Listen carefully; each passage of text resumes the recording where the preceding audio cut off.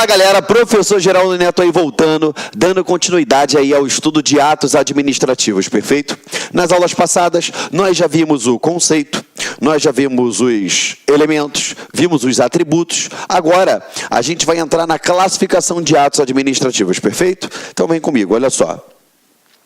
Classificação dos atos. Não existe uma uniformização doutrinária sobre a classificação dos atos administrativos, pois cada autor possui uma classificação própria, segundo os critérios adotados para seu estudo. Galera, olha só. Isso daí é uma parte um pouco sensível no direito administrativo. Quando você pega, por exemplo, para poder estudar licitações, contratos, serviços públicos, improbidade administrativa, organização do Estado, quando você vai estudar poderes, quando você vai estudar processo administrativo, eu tenho legislações em que eu me baseio nisso. Agora, quando a gente vai estudar atos administrativos, a gente fica um pouco à mercê dos idealismos de alguns doutrinadores, justamente porque cada um coloca no livro o que quer. E é normal eles colocarem diferente um do outro, porque se ele colocar igual, ninguém vende livro. Concorda comigo? Então, o que eu fiz aqui? Eu selecionei o que é mais recorrente em concursos públicos, aquilo que tem maior pretensão de cair, aquilo que possivelmente venha a ser cobrado e da maneira com que venha a ser cobrado de vocês. É óbvio que eu posso falar uma ou outra informação que você não tenha visto, ou eu posso deixar de falar alguma informação que você possivelmente tenha visto. Mas entenda, aqui a gente faz o material para ficar o mais completo possível, ok? Mas também eu não vou colocar todas as classificações possíveis do mundo, porque aí eu vou trazer confusão para a tua cabeça. Eu vou te atrapalhar ao invés de te ajudar, perfeito? Então vamos lá, olha só. O que a gente continua aqui, ó. Nós temos várias classificações, entretanto, para fins de concurso público, a gente foca nas classificações trazidas pelo professor Eli Lopes Meirelles, que a gente tem grande parte das bancas adotando. É óbvio, eu não deixo de fazer alguns comentários, por exemplo, do Celso Antônio Bandeira de Melo, da Maria Silva Zanella de Pietro, do José dos Santos Carvalho Filho, ok? Mas a gente traz essa estrutura aqui para poder deixar o mais mastigado possível para você, tá? Atos gerais e atos individuais.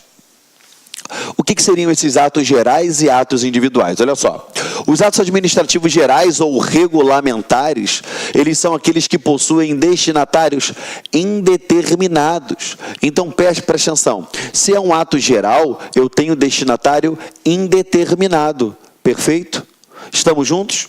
Com finalidade normativa, tais como decretos regulamentares, instruções normativas, perfeito? Esse é um ato geral. Eu não vou determinar, quando a gente fala geral, não quer dizer que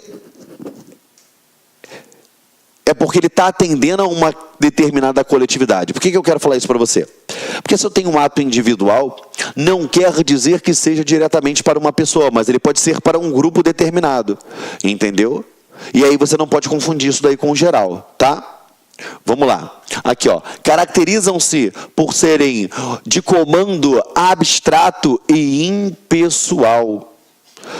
Abstrato e impessoal. Destinados a sucessivas aplicações, sempre quando ocorrer há hipóteses nele previstas, muito parecidos com os das leis e, portanto, revogáveis a qualquer tempo pela administração. Geralmente, são editados com o objetivo de explicar o texto legal a fim de garantir a sua fiel execução. Quando a gente fala dessa parte do ato geral, quando a gente fala desse ato geral, que eu posso aplicá-lo de sucessivas formas, desde que venha se enquadrar dentro dos seus, da sua estrutura. A gente está falando a respeito lá do artigo 84 da Constituição Federal, inciso 4, que é quando ela expede os decretos, perfeito? Que são os decretos regulamentares, que é o exemplo trazido aqui para vocês, tá? Então, se você quiser, pode colocar aqui, artigo 84, inciso 4 da Constituição Federal, ok? Vamos lá. Quais seriam então essas principais características desse ato geral? Vamos lá. Vamos para essas características aqui, ó.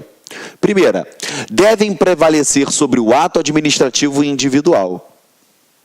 Aqui, ó. Outra coisa, tá, gente? Assim como as leis, eu falei aqui para vocês, eles podem ser revogados a qualquer momento. Estamos juntos? Foi? Vamos lá. Para que produzam efeitos em relação a particulares, eles necessitam de publicação na imprensa oficial. O que é isso? Eu tenho que dar a publicidade necessária para que ele venha produzir os seus efeitos. Você lembra quando a gente estudou princípios? Que eu falei que o princípio da publicidade, ele servia para tornar o ato público e para que o mesmo viesse a produzir os seus efeitos? 3, quando ele fala ali na imprensa oficial, é o diário oficial, tá? Ou então, se não tem diário oficial naquela localidade, eu vou colocar em um jornal de grande circulação. Ó, 3, podem ser revogados a qualquer momento, respeitados os efeitos já produzidos, ou seja, se eu respeito os efeitos produzidos, ele vai ter efeito retroativo? Não, ele vai ter efeito dali para frente, ou seja, ele vai ter efeitos ex nunc. Perfeito? Efeitos ex nunc. 4, os administrados, eles não podem impugná-los diretamente perante a própria administração ou poder judiciário, ok? Não vai ter essa impugnação direta, ok? Ao contrário dos atos gerais, os atos administrativos individuais são aqueles que possuem destinatários determinados ou determináveis, podendo alcançar um ou vários sujeitos, sendo possível citar como exemplo os decretos de desapropriação, a nomeação de servidores, uma autorização ou permissão. Como assim, Geraldo? Exatamente isso. Eu vou direcioná-lo para alguém. Ele vai ser o quê? Esse alguém vai ser determinado ou determinável. Entendeu? Ou determinável. E aqui a gente deu o exemplo. Como é que a administração pública ela desapropria um imóvel? Através do decreto de desapropriação. Perfeito? Me dá um outro exemplo, então, de ato individual. Show de bola. Aquele que você tanto sonha para a sua vida. Qual? A sua nomeação. Porque quando for a sua nomeação, vai sair o quê? O teu nome, bonitinho, direcionado a você lá no Diário Oficial. Vai estar lá, ó, fulano de tal, está sendo nomeado para aquele cargo. Perfeito? Isso é um ato individual, ok? Um exemplo, uma autorização, uma permissão, também é um ato individual. Lembrando, tá, gente, que aqui eu estou falando autorização e permissão na qualidade de ato, e não lá dentro dos serviços públicos, com a concessão, a permissão e a autorização. Não chega a isso. Estou falando dentro de atos administrativos, tá bom? Perfeito? Vamos lá. A gente tem que ter atenção a uma coisinha, olha só. Para que um ato administrativo ele seja classificado como individual, não interessa a quantidade de destinatários, mas sim a possibilidade de quantificá-los. Definir a quantidade desses destinatários. Por exemplo, eu vou construir uma determinada rodovia de tal lugar a tal lugar.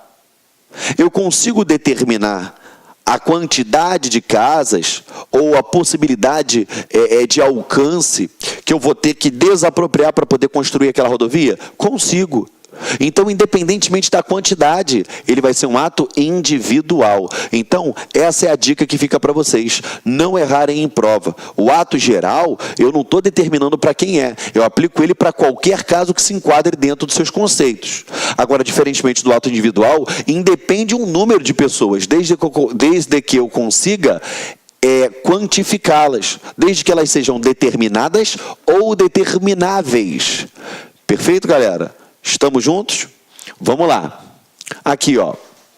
Nesses termos poderá ser considerado ato administrativo individual, tanto aquele responsável pela nomeação de um candidato para o cargo X, quanto aquele responsável pela nomeação de 20 servidores simultaneamente, pois nesse caso é possível definir e conhecer quais candidatos estão sendo atingidos pelo ato. Perfeito, galera? Igualzinho eu falei para vocês agora. Uma outra característica importante dos atos individuais é a possibilidade deles poderem ser impugnados diretamente pelos administrados. Perfeito? Seja através de uma ação no rito ordinário, perfeito? Seja através, por exemplo, de uma ação popular. Tranquilo, galera? Foi? Aqui, ó, tá no material também de vocês. Cadê? Olha lá, ó. seja através de uma ação, de um rito ordinário, que é uma ação judicial comum, um mandado de segurança, uma ação popular, sempre que forem praticados contrariamente à lei. Lembrando a vocês, tá? Mandado de segurança violou direito líquido certo. Ação popular é quando eu tenho lesão ou ameaça de lesão ao patrimônio público, patrimônio histórico e cultural, meio ambiente e moralidade administrativa. Perfeito? Está lá no artigo 5º, inciso 73 da Constituição Federal, tá? Aí, ó, a súmula 473 do STF. Essa súmula é muito importante, porque a gente menciona alguns argumentos dentro dela quando a gente fala de princípios, a gente menciona quando eu falo para você lá dentro de autotutela no ato administrativo. Acompanha comigo, quando eu falo de anulação, de revogação, ó. A administração pública, né? A administração pode anular seus próprios atos quando eivados de vício que os tornem ilegais, porque deles não se originam direitos, ou revogá-los por motivo de conveniência ou oportunidade, respeitados os direitos adquiridos e ressalvada em todos os casos a apreciação judicial. Se você analisar, aí dentro, eu estou falando do princípio da autotutela. Por quê? A administração pública, ela pode anular os seus próprios atos quando eivados de vício. Geraldo, eu não sei o que é eivado. Eu não tenho essa palavra no meu vocabulário. Possui. Eles são possuidores, eles são eivados de vício. Perfeito? Então, a anulação está para vício, ao ponto que a revogação, ela está para um controle de mérito. Entendeu, gente? Foi? Vou até colocar isso no quadro aqui, para vocês não esquecerem e não errarem futuramente isso daí, tá? Vamos lá. Então, para vocês não perder isso. Deixa eu ver aqui onde eu botei a canetinha, tá aqui. Olha só. Anulação. Eu faço quando eu tenho um vício. A revogação. Eu faço quando eu tenho o que, gente? Um juízo de mérito. Beleza? Vício é o que? Vício é um defeito nos elementos daquele ato. E o mérito é o que? É quando eu valoro a oportunidade e a conveniência no ato administrativo. Perfeito? Foi? Estamos juntos? Lembrando, tá, gente? A anulação, quem é que pode fazer? Pode fazer a administração pública e o poder judiciário. Agora, quem é que pode fazer a revogação? Somente a administração pública. Tá? Lembrando, gente, que é óbvio que o judiciário pode revogar, mas desde que sejam os seus próprios atos. Então, só para você ficar mais malandro ainda, tá? A anulação, ela pode ser feita tanto num controle externo, quanto num controle interno. A revogação só ocorre no âmbito interno. Foi? Estamos juntos? Vamos lá, copia isso daí do quadro, que eu vou tomar uma aguinha aqui.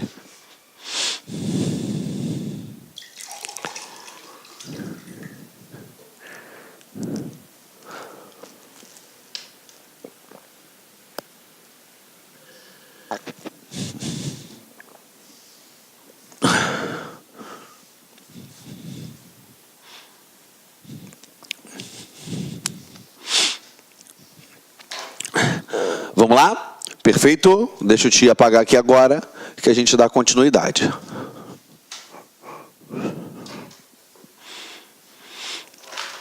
Aqui, ó. Sendo assim, caso o ato individual tenha gerado direito adquirido para o seu destinatário, torna-se irrevogável, tá? Quando a gente fala nesse direito adquirido, gente, é aquele que já constituiu um direito, beleza? Para aquele destinatário daquele ato, tá?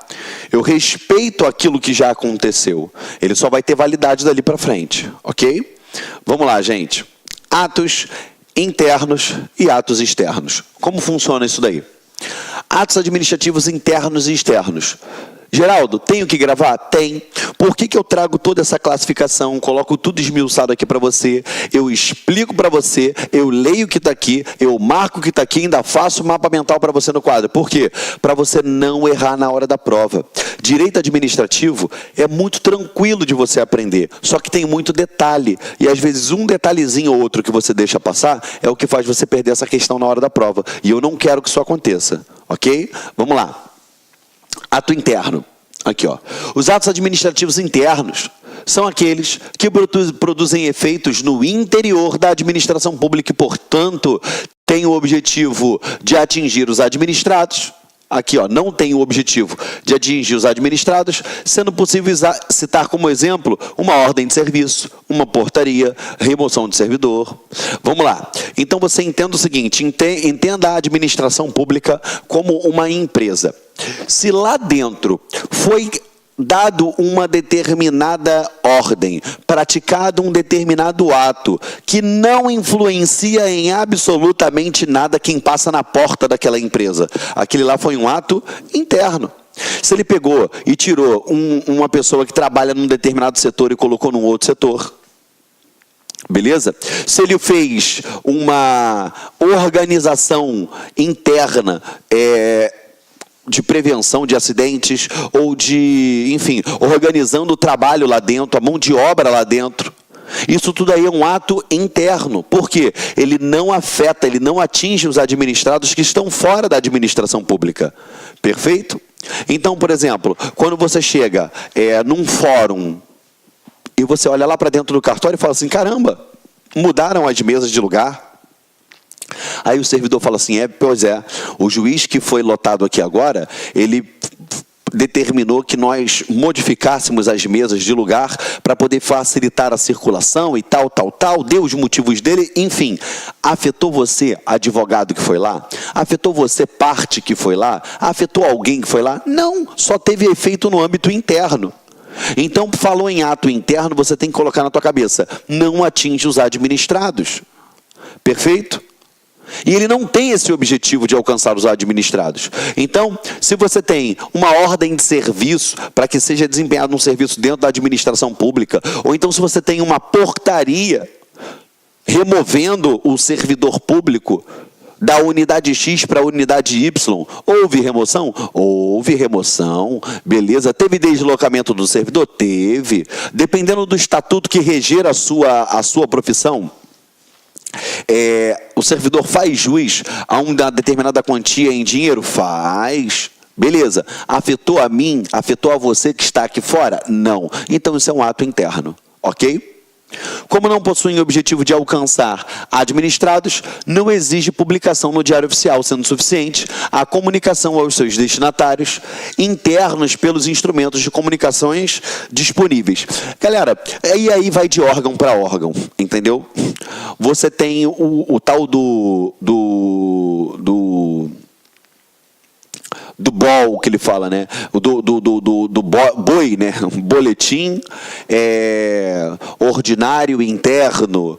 Você tem, como é que se fala? Você tem vários nomes, entendeu? Você tem vários nomes que podem ser atribuídos a esse sistema interno de publicações, que só vai afetar no âmbito interno daquele determinado órgão, entendeu? Então, por exemplo, dentro da Polícia Civil do Rio de Janeiro, todo dia você tem lá no sistema, no finalzinho do dia, publica, em regra, né? No final do dia, publica todas as informações de interesse de âmbito interno.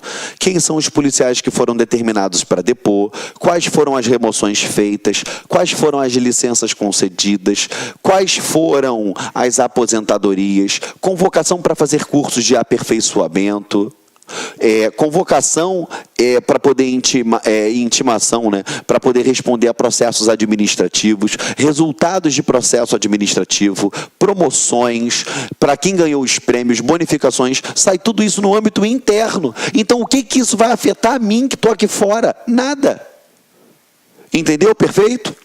Foi? Então, cada órgão tem o seu instrumento de comunicação responsável por isso. O TJ tem o dele, O Tribunal do Trabalho tem o dele, perfeito? Cada um vai ter o seu sistema, tá? Por outro lado, os atos administrativos externos, de efeitos externos, eles são aqueles que afetam os administrados, eles possuem efeitos jurídicos fora da administração pública. Eles vão produzir esses efeitos fora da administração. Aqui, ó. E eles necessitam de publicação no Diário Oficial. Então, entenda, se vai gerar efeito fora da administração pública, ele necessita publicação o quê? No Diário Oficial. Perfeito? Foi? Como exemplo, podemos citar um decreto, um regulamento, uma portaria de nomeação de candidato aprovado no concurso público. Aí, olha que coisa linda. Aí ele coloca na tua prova a portaria que nomeou um candidato ao concurso público e fala que aquilo ali é um ato interno. Aí você pensa, bem, se o cara fez o concurso e passou e foi nomeado, no âmbito interno. Negativo. Perdão. Por quê? Porque a partir daquele momento que eu nomeio um cara que está aqui fora, esse cara que está aqui fora, ele pode ter, ele está na frente de alguém, ele está atrás de alguém na classificação. Então isso tudo tem que ser levado em consideração. E olha o efeito que vai produzir aqui fora, para todos aqueles candidatos que estão esperando nomeações. Para poder fiscalizar a administração, ter transparência, para saber se ela obedeceu a ordem de classificação e não preteriu ninguém. Perfeito? Vamos lá. Continuando aqui com vocês. Apesar de não possuírem o objetivo de alcançar diretamente os administrados, é válido destacar que os atos que onerem os cofres públicos e todos aqueles que visem produzir efeitos fora da administração são considerados externos e, portanto, devem ser publicados. Vamos lá. Que onera, que dá um peso, que tem gasto financeiro para a administração pública, embora ele seja de âmbito interno, via de regra, ou na verdade mesmo, que ele nem visa afetar os administrados. Mas por que ele é um ato externo? Por que ele tem que ser publicado em imprensa oficial? Para que você, meu amigo, possa fazer um controle daquele ato, para que nós possamos controlar aqueles atos, principalmente os atos que venham onerar a administração pública, para saber se ela está gastando da maneira adequada, se ela está gastando de acordo com a lei, se ela está exacerbando gastos, se ela está fazendo alguma retenção. Tudo isso tem que ser analisado. Perfeito, galera? Estamos juntos? Vamos lá. Agora a gente vai entrar na diferença entre, já falamos o ato interno e ato externo. Agora a gente vai falar a diferença entre atos de império, de gestão e de mero expediente. Gente, o nome, ele já é autoexplicativo. Olha só, atos de império, tu já sabe que ele impõe. Te expliquei na aula passada imperatividade, lembra? Vamos lá. Atos de gestão, o cara só está gerindo, perfeito? Administrando aquilo ali. E um ato de mero expediente, o ato de expediente, perfeito? Você entendeu que a própria palavra ela te traz o conceito? Então, assim, eu sei que na hora da tua prova você vai ter que lembrar de direito penal, processo penal, constitucional, administrativo, trabalho, processo trabalho, civil, seja lá o que você for, qual for a prova que você for fazer, você vai ter que lembrar isso tudo. Eu sei disso. Então, quanto mais você fizer links na sua cabeça para tentar lembrar disso na hora da prova, melhor. Por isso que eu faço essas ligações para vocês, tá? Vamos lá. Ato de império ou de autoridade. O próprio nome já diz, império ou de autoridade. Tem alguém mandando, tem alguém impondo. Olha lá, ó. São aqueles praticados pela administração no gozo de sua supremacia. Olha lá, ó. Sobre o administrado. Opa, então nessa daí eu tenho o princípio da supremacia do interesse público sobre o privado? Tenho. Nessa daí eu tenho aquela balança em desfavor? Tenho. Por quê? Porque a administração vai colocar o quê? Vai colocar os interesses da administração pública em posição diferente do quê? Dos interesses do administrado. Por isso que ela vai se sobrepor. Por isso que é um ato de império. Por isso que é dotado de imperatividade. Entendeu? São aqueles através dos quais a administração cria deveres aos particulares, independentemente da concordância ou aquiescência, tal como acontece na aplicação de uma multa de trânsito, na edição de um decreto de desapropriação, na apreensão de mercadorias. Então vamos lá. Se a partir do momento tu está vindo lá com o teu carro lindo e maravilhoso, uhul, Seu chevetinho com aro 20, brilhando, cromado, instalando de zero. Documento atrasado e tem multa. Beleza? Aí o que a administração vai fazer? Apreende o veículo. Leva para o pátio, paga tudo e vai lá pegar teu veículo. A partir desse momento, ela fez o quê? Um ato de império. Ela impôs a vontade dela. Você não queria deixar ela levar o carro. A mesma coisa, você tomou uma multa foi aplicada, foi um ato de império. Então, o ato, gravem isso na cabeça, a aplicação da multa é um ato de império. A aplicação da multa é um ato de império. Ela tem imperatividade. A cobrança da multa, não. Porque ela interfere na esfera patrimonial do administrado. Então, não confunda isso na hora da prova, tá? Vamos lá. Continuando aqui com vocês. Atos de gestão. Lembre-se, tá, gente? Outra coisa que eu esqueci de falar. O ato de império, você percebe que a administração se sobrepõe ao particular? É a mesma coisa, o chefe está falando com o subordinado. Se tem sobreposição, o que vai acontecer? Eu tenho uma estrutura vertical. Um manda, o outro obedece. E acabou. Eu tenho verticalidade. Ok? Vamos lá. Atos de gestão são aqueles editados pela administração sem fazer uso de sua supremacia sobre o administrado, estabelecendo-se uma relação horizontal de igualdade. Ou seja, ela vai administrar aquela situação e ela está estabelecendo uma relação horizontal. Eu não estou me sobrepondo, eu não estou impondo vontades. Assemelhando-se aos atos de direito privado, sendo possível citar como exemplo a aquisição de um bem pela administração, o aluguel de equipamentos. Então, vamos lá. Se a administração, por exemplo, alugou um galpão que você tem na beira de uma grande rodovia, para poder colocar carros apreendidos. Isso acontece muito. Ali ela está fazendo um ato de império? Não, é um ato de gestão. Ela não está se sobrepondo. Se ela quisesse desapropriar o seu galpão, o seu terreno, beleza, ato de império. Agora, ela vai, então somente vai fazer o aluguel daquele terreno, daquele galpão. Então, aquilo ali ela está praticando um ato de gestão, porque ela não está fazendo uso da sua supremacia.